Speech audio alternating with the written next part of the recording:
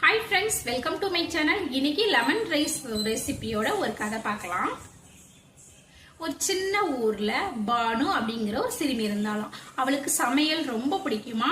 அவ படிக்கிற ஸ்கூல்ல ஒரு போட்டி வச்சாங்களாம். அந்த போட்டியோட தலைவு உங்கள் வீட்டில் நீங்கள் சமைக்கும் உணவு அப்படிங்கிறது தான் போட்டியாம்.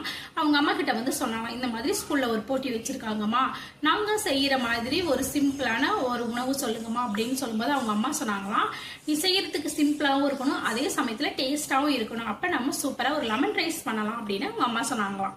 அதுக்கப்புறம் ஒரு கடாய் வச்சு அதுல எண்ணெய், கடுகு, கடலைப்பருப்பு, பச்சை மிளகாய், முந்திரி பருப்பு, வரமிளகாய், இது கூடவே கருவேப்பிலை இதெல்லாம் சேர்த்து நன்றாக வதக்கி விட்டு அதுல கொஞ்சமா உப்பு, மஞ்சள் சேர்த்து வதக்கிட்டு நம்ம புழிஞ்சு வச்சிருக்கிற எலுமிச்சை பழ சாறையும் அதுல சேர்த்து நம்ம ஆற வச்ச சாதத்துல போட்டு கிண்டுனா நமக்கு வந்து லெமன் சாதம் தயாராயிடும் அப்படின்ட்டு அவங்க அம்மா சொன்னாங்களாம். ஆனா போட்டிக்குன்னு கொண்டு போறதுனால அவங்க அம்மா இன்னும் சுவை ஏத்துறதுக்காக சொன்னாங்களாம், கொஞ்சமா அது மேல துருவுட இஞ்சி சேர்த்துக்கோ, கொஞ்சமா முந்திரி பருப்பு சேர்த்துக்கோ, லைட்டா கொத்தமல்லி தூவி இறக்குனீனா இன்னும் சுவையா இருக்கும் அப்படின்னு சொன்னாங்களாம்.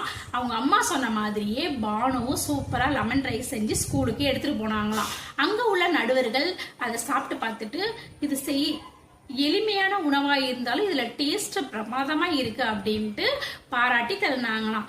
பானுவுக்கு தான் ஃபர்ஸ்ட் பிரைஸும் கிடைச்சிச்சான். அன்னையில இருந்து எல்லாரும் ஸ்கூல்ல பானுவை லெமன் ரைஸ் பானுன்னு கூப்பிட ஆரம்பிச்சிட்டாங்களாம். போட்டியில தானே சமைச்சு ஜெயிச்சது பானுவுக்கு ரொம்பவே சந்தோஷமா இருந்துச்சான்.